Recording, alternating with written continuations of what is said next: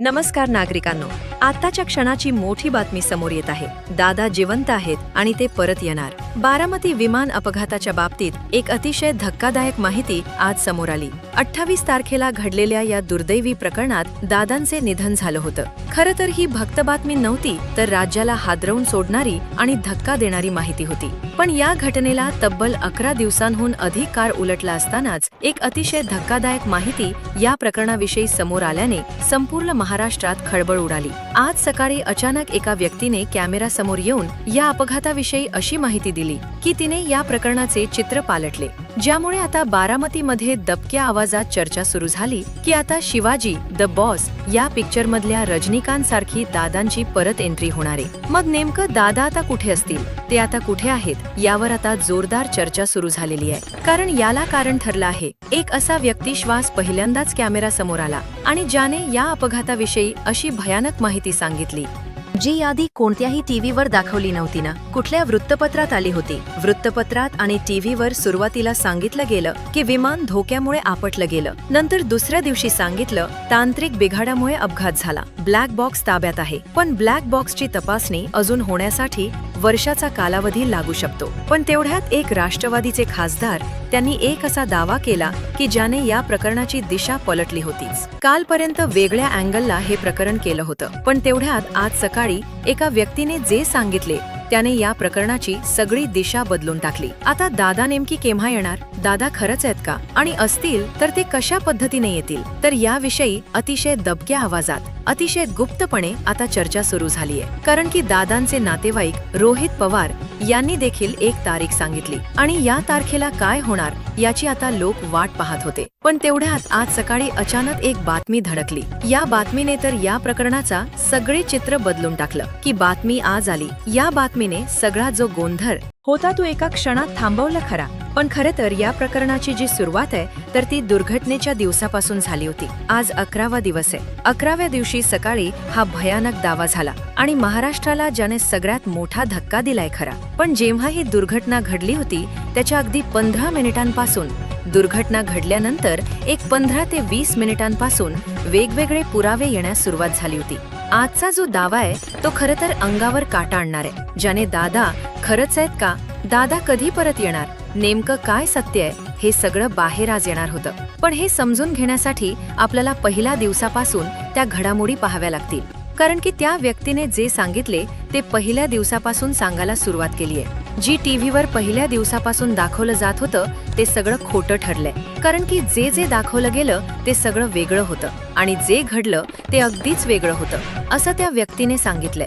खरं तर सर्वांना ठाऊक आहे 28 जानेवारीची ती प्रभात होती ज्या दिवशी 8:45 त्रास झाला आणि अपघात घडल्यानंतर घटनास्थळी सर्व सुरक्षा पथक असतील किंवा इतर यंत्रणा असतात त्या तिथे पोहोचल्या. त्यानंतर तिथे मृतदेह आढळले आणि त्यानंतर ते ताब्यात घेऊन 29 तारखेला जो आहे तो अंतिम संस्कार पार पडला. तर हे इथपर्यंत तुम्हाला आवडत आहे. पण जेव्हा दुर्घटना घडली होती त्याच्या काही तासातच एक वेगळाच आरोप करण्यात आला होता आणि खरं तर या प्रकरणाला तिथूनच नवे वळण मिळायला सुरुवात झाली होती. पहिला दिवस होता 28 जानेवारी चा अपघात झाला आणि काही तासात असे कामदार अमोल मिटकरी यांचा सूर माध्यमांमधून उमटला. मिटकरींनी दावा केला जो दावा या तपासाची दिशा बदलणारा ठरणार होता. लोक क्रश कसा झाला, काही तांत्रिक बिघाड होता का, पायलटची चूक होती का, हेच शोधत होते. पण इकडे अमोल मिटकरींनी अशी बाजू मांडली जी कोणीच मांडत नव्हतं. ते म्हणत होते विमानातून धूर निघत नव्हता, विमानांमधून धूरच नव्हता. मग विमान कसे कोसळले, त्यांनी तर हा 100% घातपात असल्याचा संशय व्यक्त केला. खरं तर सर्वसामान्यांना वाटले चला सोडा ते भावना, बस झालेत, त्यामुळे कदाचित ते असा दावा करत असतील. पण दुसरा धक्कादायक दावा त्यांनी जो केला त्यानेच खरं तर या तपासाची दिशा बदलली आणि दुसऱ्या दिवशी त्याचे खरे वास्तव उघड होणार होते. पण आज 11व्या दिवशी जो माणूस कॅमेरा समोर आलाय त्याने जे सांगितले त्यांनी तर सर्व गोष्टींचे चित्र पालटलं आहे. पहिल्या दिवशी ते म्हणाले विमानातून धूर येत नव्हता, पण त्यांनी दुसरा तर्क मांडला की मृतदेह 5च होते, 5च मृतदेह होते. मध्ये गणित कसे जुळले आता ही पहिल्या दिवसाची बाब होती. पण दुसऱ्या दिवशी एक दुसरे मोठे नेते यावर असे काहीतरी काहीतरी बोलणार होते की ज्याने महाराष्ट्राच्या राजकारणात मोठा भूकंप होणार होता. आता खरं तर तिसऱ्या दिवशीचा जो मुद्दा होता तो या प्रकरणाचा महत्वाचा मुद्दा घडणार होता. हा सर्वात महत्वाचे तिसऱ्या दिवशी काय झाले की तांत्रिक बाबींमध्ये एक मोठी घडामोडी घडली. ब्लॅक बॉक्स हाती लागला होता. मलब्यातून ब्लॅक बॉक्स बाहेर काढण्यात आला. वैमानिक संकटसमयी मेड डे ओरडण्याऐवजी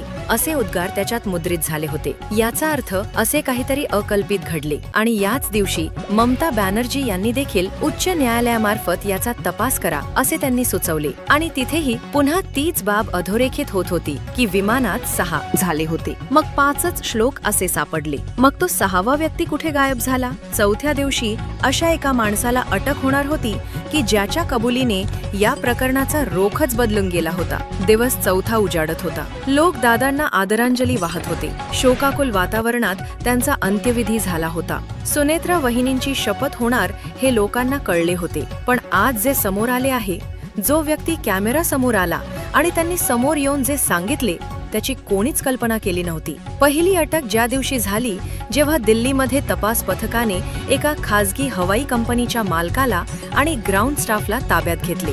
चौकशी सुरू झाली त्याच दिवशी सोशल मीडियावर पॅसेंजर मॅनेजर प्रसारित झाला. म्हणजे त्या मॅनिफेवर हाताने काही अंक लिहिले होते. म्हणजे विमानत 6 व्यक्ती असल्याचे स्पष्ट दिसत होते. पण मृतदेह तर 5च प्राप्त झाले. 5व्या दिवशी वैमानिकाच्या पत्नीने समाज माध्यमांवर येऊन दावा केला की टीव्हीवर जो फोटो माझ्या पतीचा मृत म्हणून दाखवला जात आहे तो त्यांचा नाहीच. माझे पती जिवंत आहेत. या विधानामुळे राजकारण ढवळून निघाले.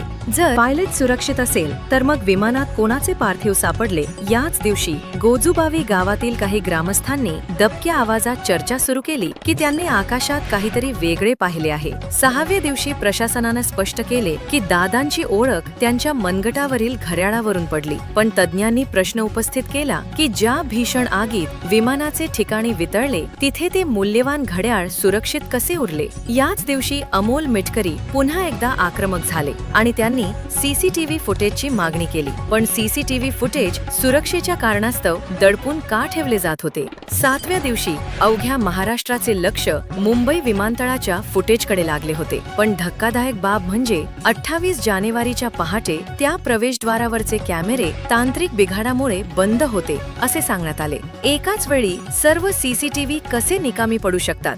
याच दिवशी गोजूबावीच्या सरपंचानी पहिल्यांदाच आपल्या निकटवर्ती यांची बद्दल चर्चा केली होती. खरे वास्तव आता उघड होणार होते. 8व्या दिवशी देखील आता त्या फाईल्स, ती कागदपत्र का जळाली नाहीत अशा सर्व चर्चा होतच होत्या. पण पुढच्या दिवशी म्हणजेच 9व्या दिवशी जी कॉल रेकॉर्डिंग समोर येणार होती त्याची कल्पना कोणालाच नव्हती. आता खरं तर कॉल रेकॉर्डिंग ज्यांना कॉल केला होता, अपघात होण्याच्या 10 मिनिटात तो माणूस समोर आला खरा. पण 11व्या दिवशी म्हणजे आज सकाळी जो व्यक्ती ज्याने ही घटना प्रत्यक्ष डोळ्यांनी पाहिली होती तोच समोर आला होता. 9 दिवसानंतर ती गुप्त कॉल रेकॉर्डिंग जगासमोर आली. चिंता करू नका, मी मार्ग काढतोय, हे दादांचे शब्द स्पष्टपणे ऐकू येत होते. जर विमान कोसळणार होते तर दादा इतके शांत कसे राहू शकतात की दादांना पूर्वकल्पना होती की ते विमानातून बाहेर पडणार आहेत. संपूर्ण महाराष्ट्र याच एका प्रश्नाचे उत्तर शोधत होता. आणि आज 10वा दिवस. आज सकाळी जे काही घडले त्यांनी सर्व प्रश्नांची उत्तरं दिली आहेत. आज 11व्या दिवसाची सकाळ या संपूर्ण प्रकरणाची दिशा पालटणारी ठरली. गोजूबावीचे सरपंच, जे या अपघाताचे सर्वात मोठे प्रत्यक्षदर्शी आहेत, त्याच पहिल्यांदाच माध्यमांच्या कॅमेरासमोर आले. त्यांनी जो दावा केला आहे तो ऐकून संपूर्ण तपास यंत्रणा चक्रावून गेली आहे.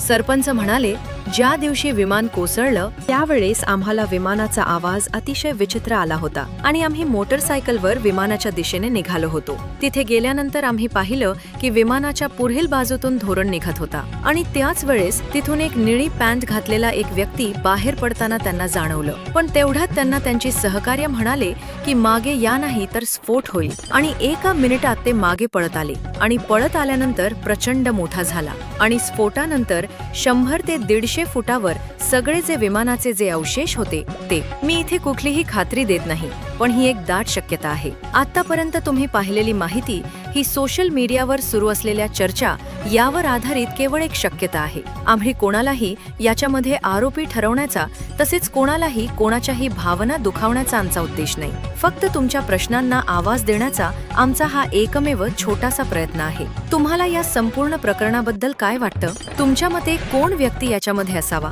जो 6वा असू शकतो? आणि दादा खरंच परत येतील का? तुमचे जे काही मत असेल ते कमेंटमध्ये नक्की कळवा, कारण